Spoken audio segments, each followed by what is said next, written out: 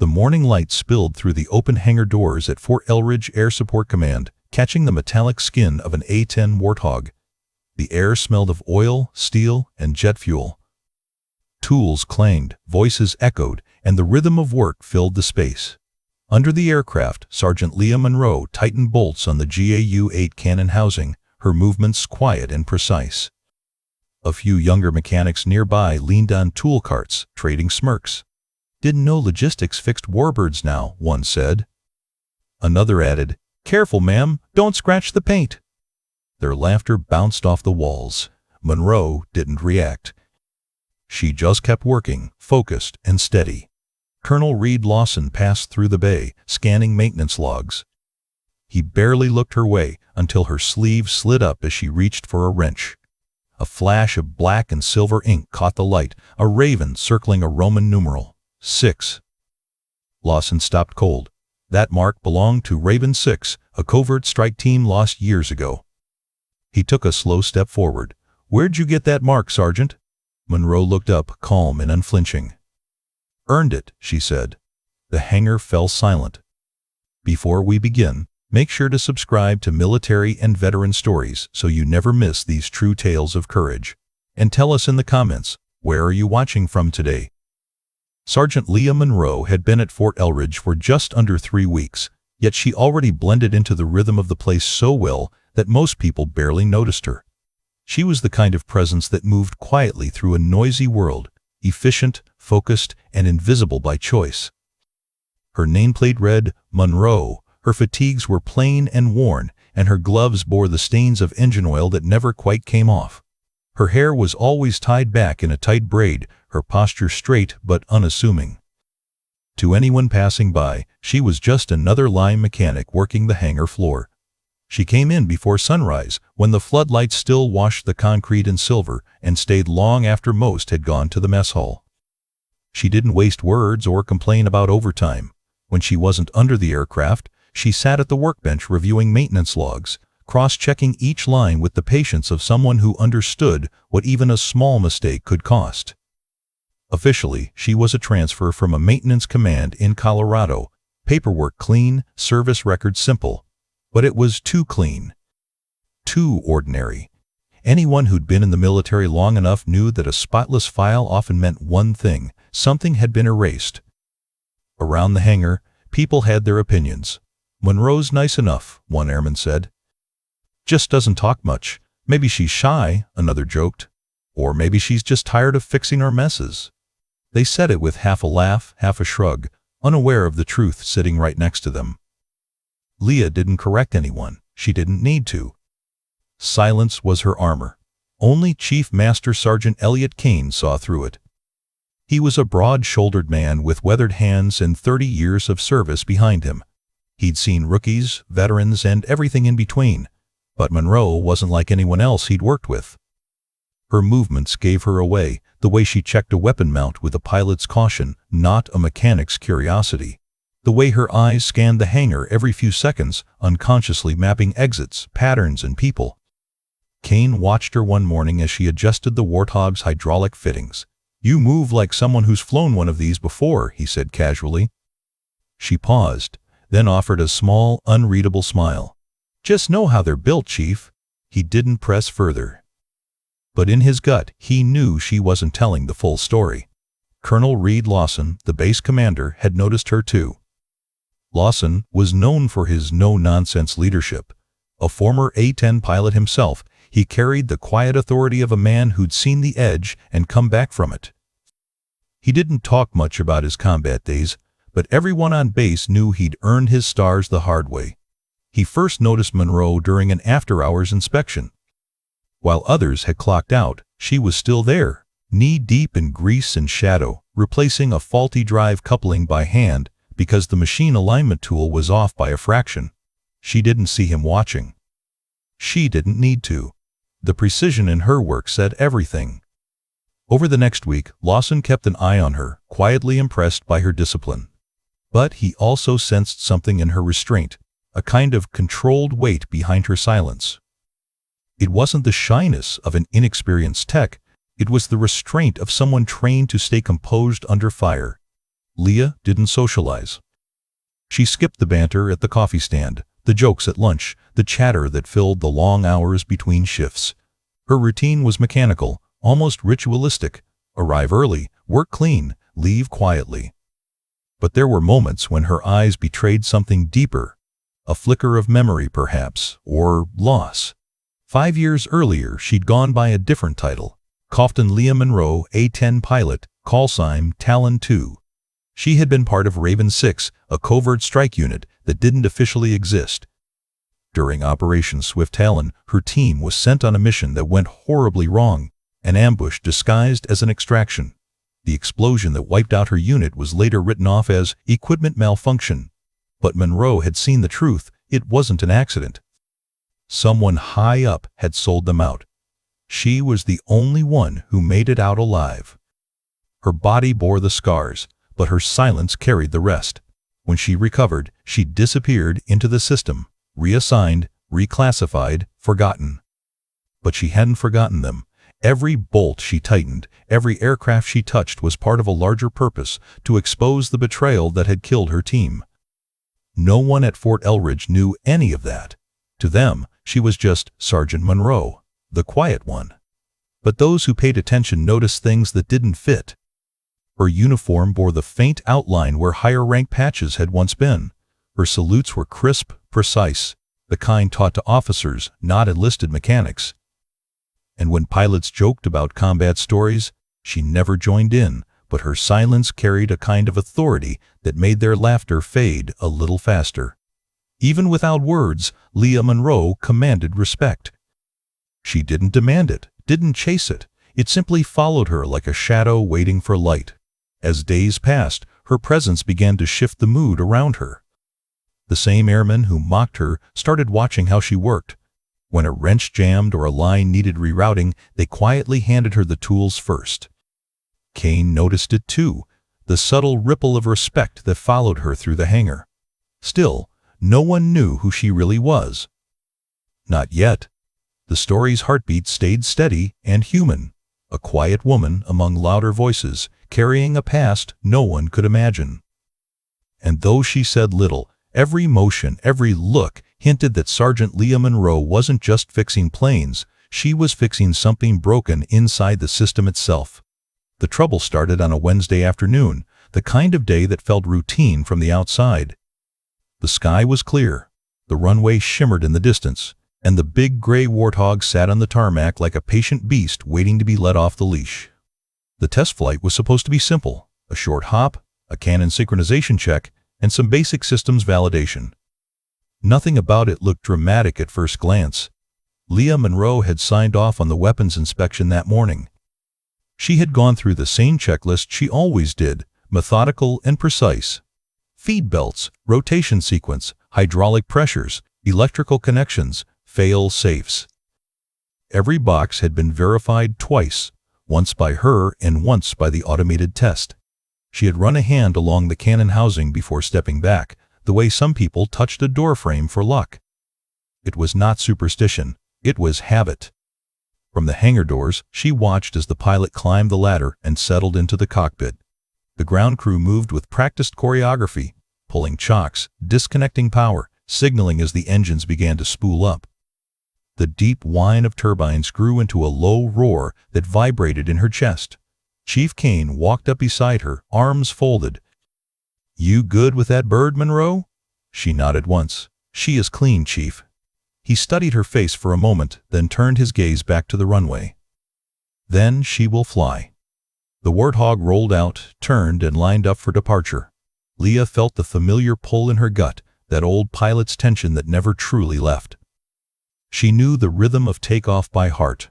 Acceleration, lift, climb, turn, settle. She watched it unfold like a memory she had lived 1,000 times. Inside the hangar, a few younger mechanics clustered near the open doors, joking and nudging each other as the jet lifted into the air. The same ones who had laughed at her before now watched with casual interest, as if they were spectators at a show that had nothing to do with them. The radio chatter crackled faintly over the speakers. Takeoff was normal, initial climb normal. Systems check routine. Then a new call came through, the tone different, clipped and tight. "Gun sync error. I am getting a cannon feed fault." Leah's shoulders stiffened. She shifted closer, listening. The tower responded calmly. "Say again." 2. Gun sync error. Feed indicator is red. It should not be red. There was a pause. It was just a few seconds long, but for Leah, it stretched. She knew how those errors worked. They did not show up on clean systems.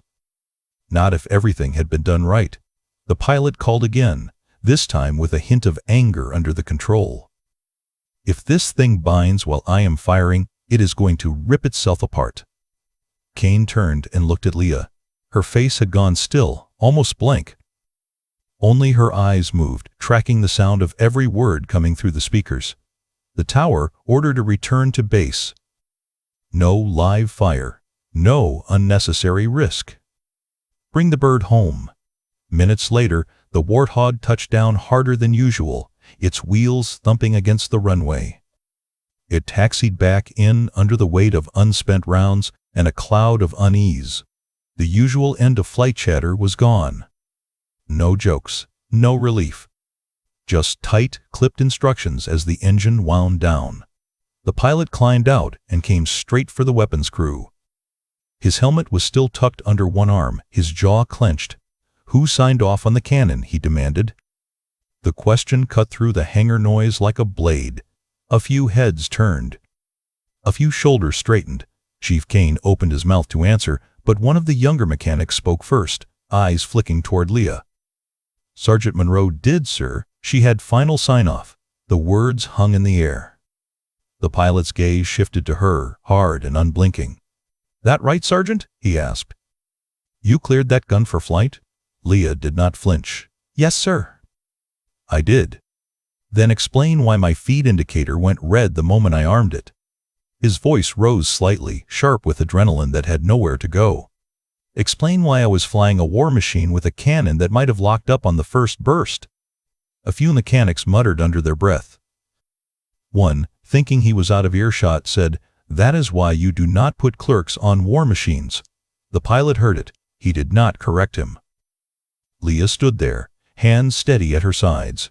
She did not argue. She did not defend herself. She just looked at the aircraft. One of the airmen snorted softly. "Knew it was only a matter of time," he said to no one in particular. "She is always so quiet." Probably missed something and did not want to admit it.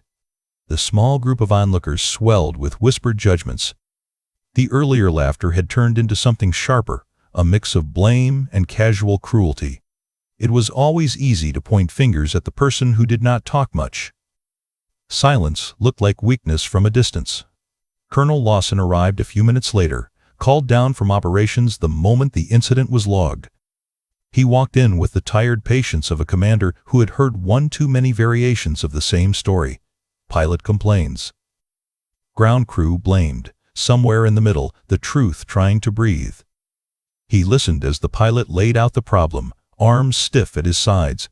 He listened as the young mechanic repeated, with a little too much emphasis, that Monroe had been the last one to touch the cannon. Then he turned to her. "Sergeant," he asked. "Anything you want to say?" Leah met his eyes calmly. "The system passed test this morning, sir." "Twice. If the feed indicator went red, something changed after those checks." "That sounds like you are shifting responsibility," the pilot said sharply.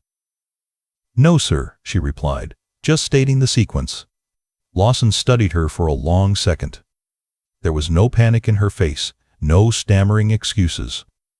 Just controlled, measured words. That alone marked her as different from every careless mechanic he had ever had to reprimand. "We will tear it down," Lawson said at last. "Full inspection. No assumptions." He glanced around at the crew. "Until then, no one writes up anything official about fault or blame." "Understood?" They nodded, but the damage was already done. Rumors traveled faster than orders. As the inspection team gathered tools and prepared to open the cannon system, Leah moved to where Lawson stood by the nose of the aircraft, his attention on the maintenance logs. Her steps were calm, unhurried. She held a folded piece of paper in one hand, slightly crumpled from her grip. "Sir," she said quietly. He looked up. She shifted closer, as if handing him a small update to sign, then pressed the folded note into his palm instead. The motion was so subtle that no one else noticed. "Request permission to step back and let your team lead the inspection," she said in a normal tone. He frowned slightly, but nodded. "Granted." She turned away and walked back toward the workbench. By the time he glanced down and realized he was holding something more than a routine form, she was already gone from the immediate circle of attention. Later that evening, when the hangar had thinned out and the clatter of tools had softened to a dull murmur, Lawson finally unfolded the paper. In small, neat handwriting, it read, "Check feed alignment pattern. Not my work. No explanation. No accusation. Just a precise direction and a quiet statement that something had been altered." He read the line twice, then looked back at the aircraft, at the cannon housing he knew too well. If she was right, this was not simple incompetence. It was interference, deliberate. He rolled up his sleeves and stayed. While most of the crew clocked out and headed for the mess, Lawson remained in the bay with a skeleton team, methodically tearing down the cannon assembly. Bolt by bolt, panel by panel, they opened the beast's steel ribs. The deeper they went, the quieter the hangar became. Near midnight, he found it, a misaligned feed track that could not have happened by accident. A small substitution in the belt, impossible to spot unless you were looking for it, enough to jam the system under stress. It was surgery, not sloppiness. He held the altered piece in his hand for a long time. Someone had tampered with the Warthog, knowing exactly what it would do. And if Leah had noticed the pattern from a distance, then she understood the system at a level far beyond most mechanics. He thought of her record. The gaps, the restricted flag, the raven tattoo. By the time Lawson finally left the hangar, the sky outside was dark and quiet. He locked the inspection data and the faulty part in his office safe, his mind turning over possibilities he did not like. Someone was playing a different game on his base. The next morning, when he walked back into Bay 4, Monroe's spot at the workbench was empty. Her toolbox was closed and latched. Her workstation was clean. No half-finished jobs, no coffee cup, no sign she had simply stepped away. "Where is Sergeant Monroe?" Lawson asked. One of the airmen shrugged. "Heard she is being pulled for review, sir." "Maybe transferred. Maybe investigated." His tone carried a hint of satisfaction, as if the universe had finally balanced itself. Another mechanic chimed in. "Guess that is what happens when you almost get a pilot killed." Across the hangar, Chief Kane watched the exchange with a deepening frown. He had not been told anything about a transfer. No paperwork had crossed his desk. No orders had been signed, yet somehow everyone already knew she was gone because she had messed up. The laughter that had once chased her across the bay was gone now. In its place was a different kind of noise, low whispers, sideways looks, unfinished sentences. People were no longer mocking her. They were speculating about her. Fear and suspicion had replaced easy jokes. "Maybe she was not who she said she was. I heard her file has red seals all over it. Probably some kind of spook assignment gone wrong." No one had facts. They just had stories they built on top of each other. Lawson listened to it all, saying nothing. He knew what the inspection had revealed. He knew the fault had been deliberate. And he knew Monroe had steered him toward the truth without trying to protect herself in the process. That did not fit the pattern of someone who was careless. It fit the pattern of someone who had seen sabotage before and recognized its fingerprints instantly. As he stood there, watching the hangar go through the motions of another day, a quiet question settled in his thoughts and stayed there. What would you have done if everyone believed you broke the very thing you were trying to protect? Would you have shouted, argued, defended yourself until your voice went hoarse? Or would you have done what Leah Monroe did, say as little as possible, and trust that the truth buried inside cold metal and hard evidence would eventually speak louder than any rumor? Around him, the hangar carried on. Planes were checked, tools were passed.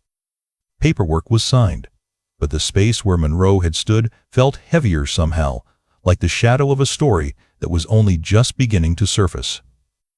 Colonel Lawson sat alone in his office long after the hangar lights went dark. The hum of the base generators echoed through the thin walls, steady and distant, like a reminder that the world outside kept moving even when his thoughts didn't. The open personnel file on his desk looked ordinary at first glance. Another stack of forms, duty rosters, and transfer papers. But the longer he stared, the more wrong it felt. Sergeant Leah Monroe's file should have told a simple story: where she'd trained, who she'd served under, what campaigns she'd supported. Instead, it was a maze of missing months and blank lines. One assignment ended in 2018. The next didn't start until mid-2020. The gap was sealed under a black line marked Restricted Access, Level 4.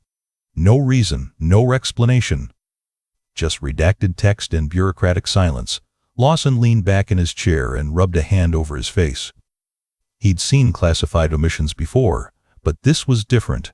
Maintenance techs didn't have security levels high enough to trigger restricted access.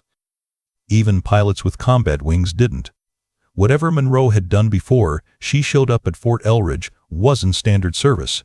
It was something deep under the radar.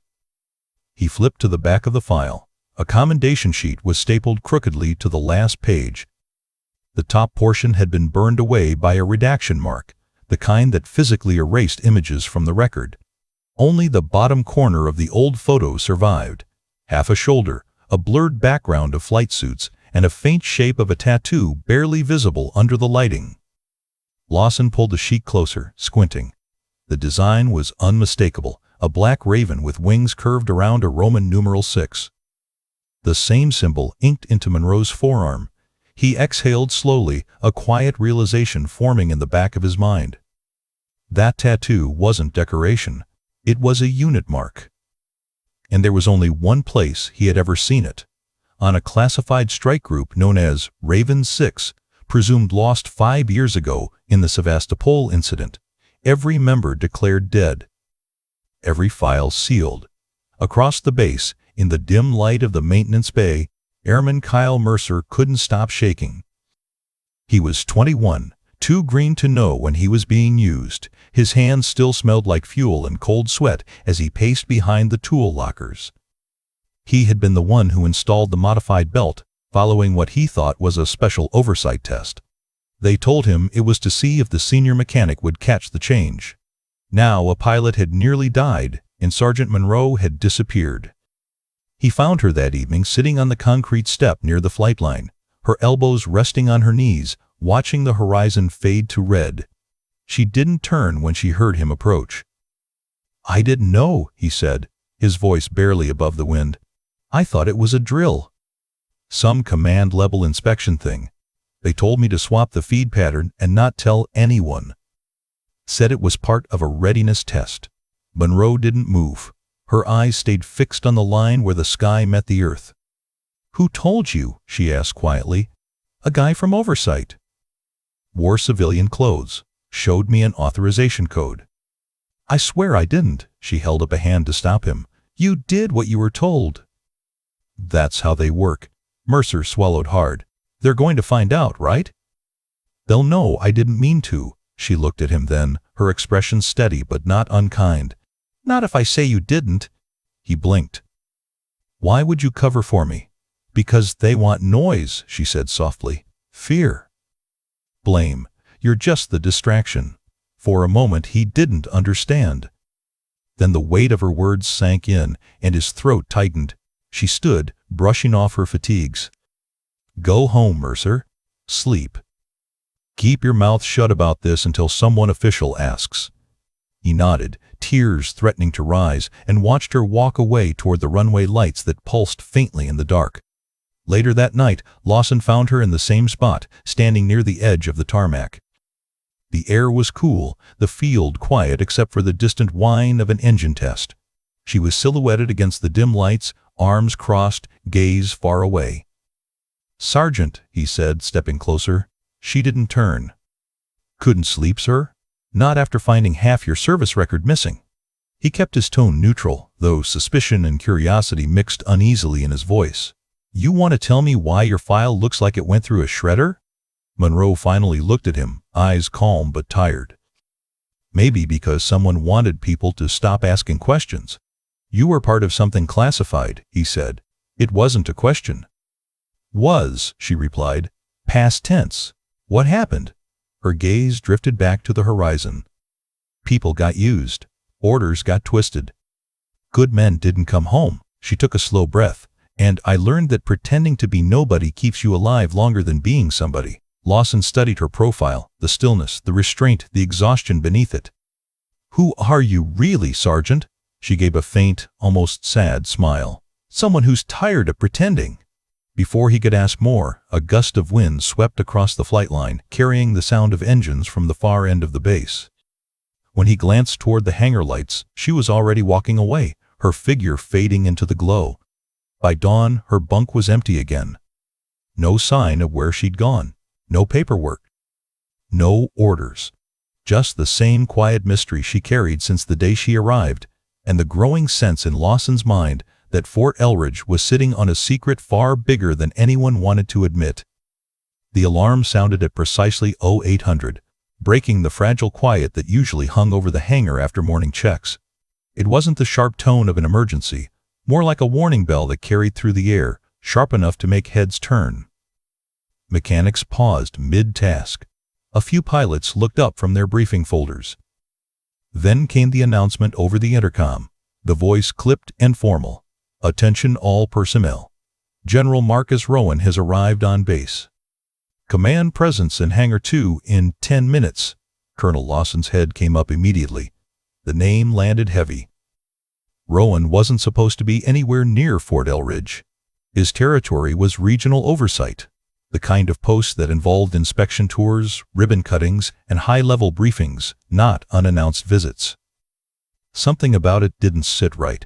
By the time Lawson reached Hangar 2, the atmosphere had already shifted.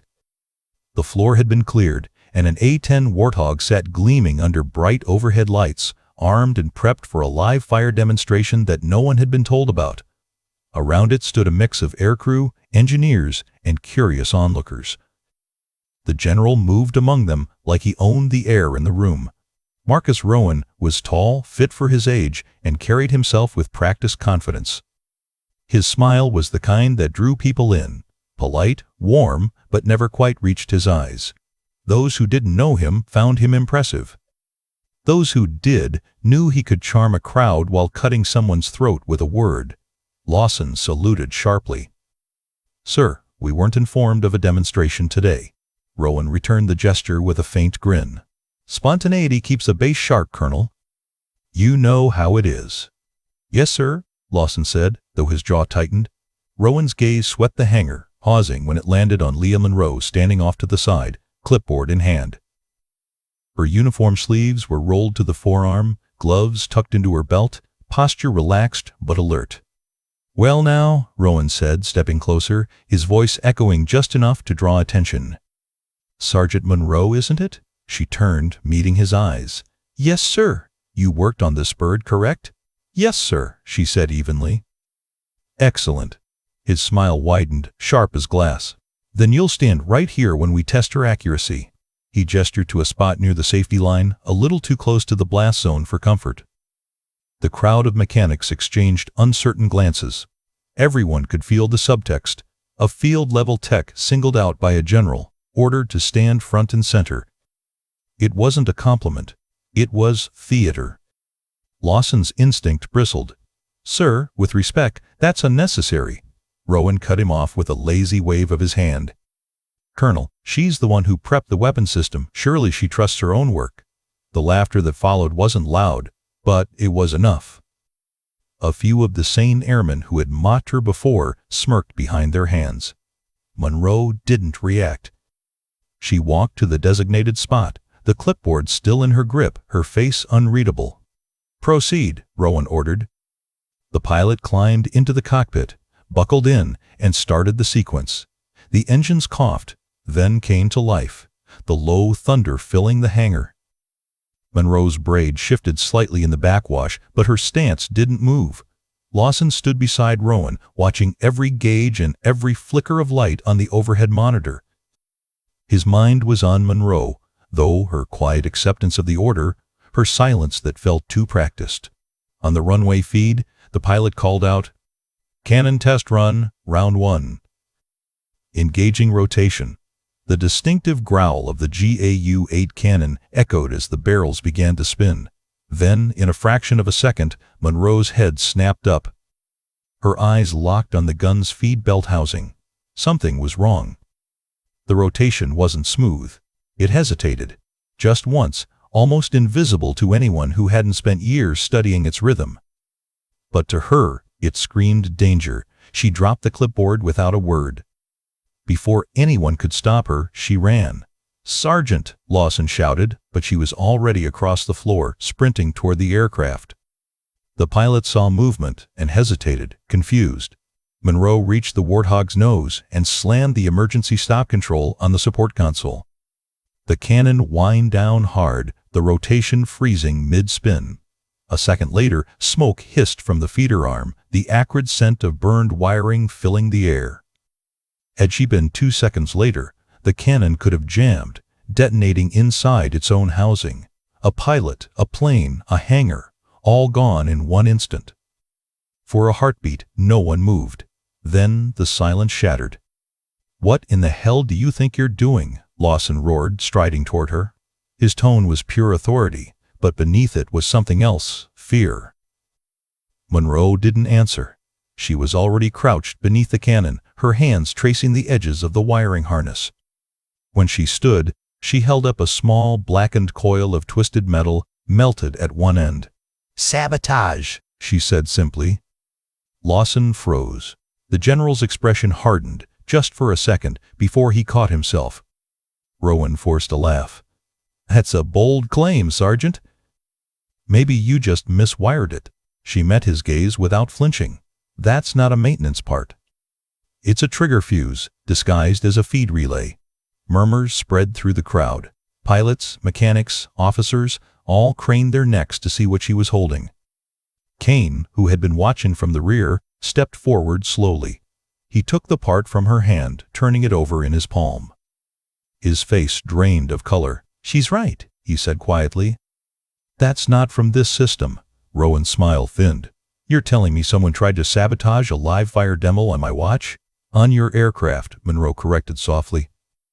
The hangar went still. Lawson's eyes darted between the two of them. He could feel the air thickening, the sense that something far larger was unfolding right in front of them. Rowan recovered his charm fast. "Let's not jump to conclusions," he said, raising his hands like a man diffusing a crowd. "We'll investigate, of course. But until then, no one spread rumors. Sergeant Monroe may have acted on instinct rather than protocol." A few mechanics nodded automatically, the kind of reflex that came from fear of rank. But others didn't. They'd seen what had just happened. The jet could have exploded with the pilot inside. Monroe had stopped it. Lawson stepped closer to her, his voice lower now. "You knew it was off before anyone else saw it?" "Yes, sir." "How?" She looked down at the wrecked wiring in her hand, then back up at him. "Because I've seen it before." He didn't press her, not yet. But the way she said it, quiet, absolute, told him there was history written behind those words. Around them, the hangar had changed. The laughter, the sneers, the whispers, gone. In their place was silence, heavy and complicated. Every man and woman who had mocked her now watched with a mix of disbelief and something close to shame. Monroe didn't bask in it. She didn't even seem to notice. She just handed the damaged part to the chief and stepped back from the aircraft. Her hands were steady, but her eyes had that same distant focus Lawson had seen before, like she was somewhere else entirely, standing in the echo of another disaster. General Rowan broke the silence with a clap of his hands. "Well, crisis averted, I suppose. Good reflexes, Sergeant." "Colonel, I expect a full report by tomorrow." He turned sharply and walked out, his entourage following like shadows. Lawson watched him go, suspicion burning hotter than ever. He turned back to Monroe. "You just saved a pilot's life," he said quietly. You realize that? She gave a small nod. That wasn't the point, sir. Then what was? To see who'd flinch, she said. He frowned, trying to read her tone. But she'd already moved toward the hangar doors, the light from outside catching the faint black ink on her forearm as she pulled her gloves back on. For the first time, the others didn't laugh when she walked past. They stepped aside. They looked down. Respect, the kind that couldn't be ordered, began to take root where mockery had once lived. The hangar stayed silent long after she was gone. The hangar erupted into noise once General Rowan left. Officers barked orders to secure the area. Engineers scrambled to inspect the aircraft, and the pilot sat on the wing, shaken but alive. Through it all, Leah Monroe stood still, the faint smell of burned insulation still clinging to her gloves. Colonel Lawson approached, his voice low and edged with frustration. "I'm writing this report myself," he said. "You just handed me proof that something's rotten in command." Before she could answer, Rowan returned, quicker than expected. His polished boots echoed against the concrete, his expression carefully rebuilt into something between irritation and authority. "Colonel Lawson," he said smoothly, "I've been reviewing your maintenance procedures. Seems your sergeant here got a little too eager to make herself useful." Lawson turned. "With respect, sir, that eagerness prevented a fatal explosion." Rowan gave a dismissive shrug. "Or caused it, hard to say which without evidence." Monroe didn't speak. She just watched him, calm but unblinking. Lawson stepped forward. "Sir, she left me a note yesterday warning me to check the feed alignment. She predicted this failure exactly." For the first time, the general's mask slipped. A flash of irritation crossed his face, gone in an instant, but Lawson saw it. Rowan's tone dropped half an octave. "A note? That's not procedure, Colonel. Neither is conducting private inspections without command authorization." "I had reason," Lawson said. "Then you both overstepped," Rowan replied, his voice sharpening. He turned to the security detail waiting near the hangar doors. "Escort Colonel Lawson and Sergeant Monroe to holding. I want their statements, separately." The words hit the air like a hammer. Even the pilot, still sitting on the wing, froze. Lawson's temper flared, but Monroe put a steady hand on his arm. "It's all right, sir," she said quietly. Let him play his part. They were surrounded within seconds. 2 armed guards moved in on each side, their posture uneasy. Lawson clenched his jaw but didn't resist. Monroe's face remained calm, unreadable as ever. As they were led across the hangar, the bright floodlights caught on her sleeve, now half rolled from the scramble. The black and silver ink glinted under the harsh glare, the raven with the Roman numeral 6. Lawson slowed, staring at it. A memory he hadn't touched in years surged to the surface. A debriefing in a dimly lit operations room, the smell of coffee gone cold, and a classified report stamped Sevastopol, loss of Unit Raven 6. He had read those files. He remembered the photos, faces blurred, names redacted, every line ending with the same word, I-decaseized.s. His breath caught. He looked at her as realization set in. "You were there," he whispered. She met his eyes, her voice low, almost gentle. All of them were good men. For a long moment neither spoke. Around them the hangar's noise faded. The guards hesitated, unsure if they were escorting criminals or standing in the presence of someone who had survived the kind of mission that turned into legend behind closed doors. Lawson's voice came out rough. "Raven 6 wasn't supposed to have survivors." Monroe gave a faint, tired smile. "That's what they wanted everyone to believe." The guards exchanged uneasy glances. One, barely older than a recruit, lowered his hand from his weapon. The others followed suit. The entire hangar seemed to exhale at once, the realization spreading through the ranks like a quiet wave. The woman they had mocked for weeks, the mechanic they'd dismissed as invisible, was the last living member of a unit whose story was buried in classified archives. For the first time, no one dared to speak. The silence that filled the hangar wasn't out of fear, it was respect. The walk to holding was meant to be humiliating. That was the point.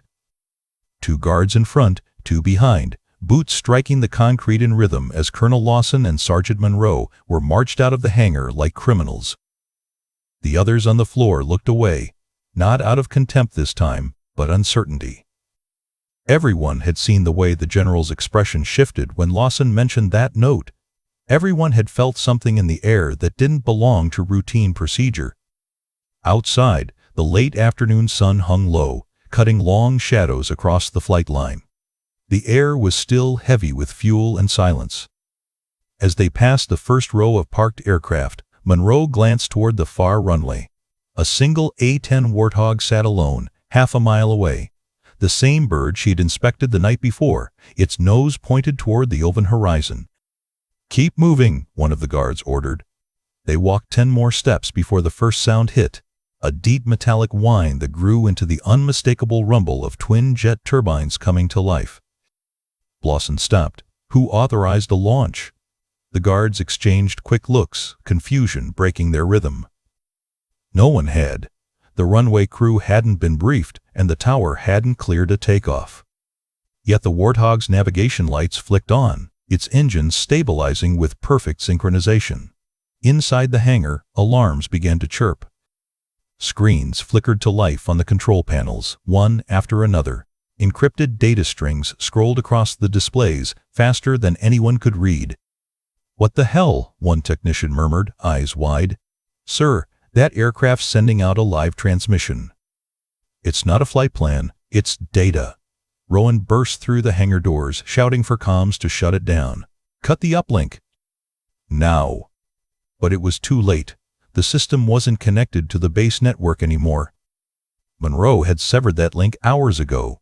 This feed was running on a secure, encrypted channel, one only someone from inside Raven 6 could have known existed. Lawson turned to her. "You did this!" Her voice was calm, steady. "I prepared for the day he'd try to bury me again." Across the base, the big outdoor monitors that normally displayed flight status began flashing the same message: "Data transfer complete. Pentagon oversight received." In that instant, the entire operation came crashing down. The documents Monroe had spent years collecting, coded ledgers, weapons manifests, transaction trails, were now in the hands of the very investigators Rowan had evaded for years. Sirens wailed. Security vehicles skidded across the tarmac. Federal command teams were already being patched in. Rowan spun toward her, his voice cracking under the weight of fury and panic. "You think you can expose me with tricks and whispers? You're finished, Monroe. Both of you are." She met his rage with something colder, not defiance, but certainty. "They used to call us ghosts," she said quietly. "Now they'll remember why." Behind her, the Warthog engines roared.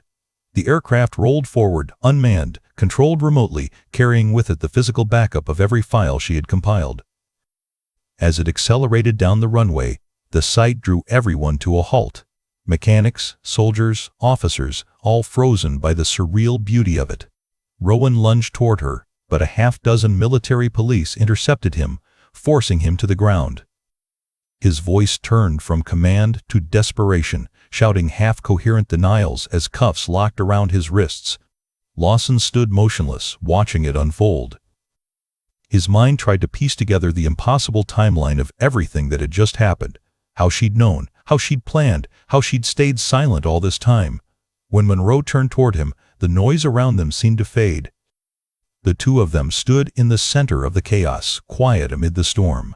Lawson straightened and gave her a crisp, wordless salute. It wasn't regulation. It wasn't protocol. It was respect. Monroe returned it, her expression unreadable. The engines on the runway began to fade as the unmanned Warthog lifted into the amber sky, disappearing into the horizon. Moments later, command vehicles rolled in, flashing red and blue. Agents in dark suits stepped out, identifying themselves as federal oversight. They moved with purpose, heading straight for Rowan. No one needed to ask why. The men who had once mocked Monroe for being too quiet, too plain, too small for the machine she worked on now stood lined along the hangar wall, their shoulders squared, their eyes fixed on her. No one said a word. Within the hour, word spread through the base. The evidence had been verified. The Raven 6 operation had been real, and so had its betrayal. The woman they had called a clerk was not a mechanic at all. She was Major Leah Monroe, last surviving member of the strike unit that never officially existed. And as the sun dipped behind the airfield, the hangar stayed silent, not from shame, but from something far heavier: respect.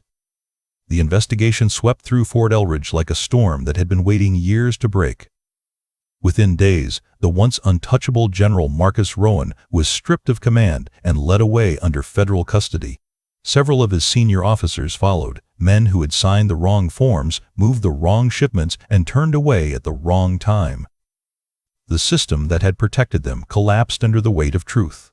For the rest of the base, life moved on, but the rhythm had changed. There was no more laughter when someone new arrived, no careless jokes about the quiet ones. The hangar, once filled with the noise of mockery, now carried a quiet sort of respect that hung in the air like the smell of jet fuel. Major Leah Monroe was reinstated quietly, her real rank restored but without ceremony. She refused the press, the medals, the recognition. Her only request was to testify, not for herself but for her team, the men who had died under false orders 5 years ago. When she stood before the Congressional Committee, she didn't tell stories of heroism. She spoke of duty, of betrayal, and of what it costs when good people stay silent too long.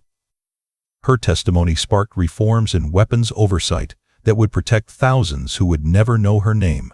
Colonel Lawson took on a new role after the hearings. He was assigned to a Pentagon advisory board, tasked with cleaning up the oversight system Monroe had exposed. Yet his proudest act wasn't in the office. It was back at Fort Elridge. Behind Hangar 2, he had a granite wall raised, plain and unadorned, except for 6 names carved in precision. Above them, etched in simple lettering, Raven 6.1. On the morning of her departure, the sky was the same color as it had been the day she arrived, pale gray with a thin line of gold cutting the horizon. Lawson met her at the flight line. She wore no dress uniform, only the same fatigues she'd always worn, sleeves rolled, gloves tucked at her belt. He watched as she stepped toward the waiting transport, the engines already humming. "Why stay quiet all this time?" he asked. Monroe smiled faintly. "Because loud people get noticed," she said. "Quiet people get things done." She climbed the steps slowly, turning once at the top to look back at the hangar. The aircraft she was boarding, the same A-10 she'd once repaired, now carried a new emblem beneath the cockpit. A single black Raven in flight. As the engines rose to full power and the plane lifted into the dawn, Lawson stood alone on the tarmac. True strength doesn't boast.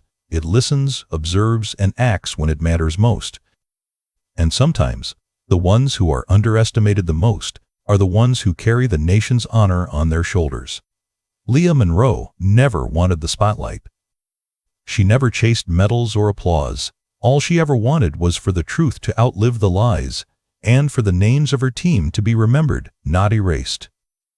At Fort Elridge, her story became legend. They still talk about the quiet mechanic who saved a pilot, exposed a general, and walked away without asking for anything in return. A reminder that real courage doesn't always shout. Sometimes it wears grease-stained gloves and carries a silence that means everything. If you enjoyed this story, please subscribe for more military and veteran stories. These stories keep the courage alive for generations to come.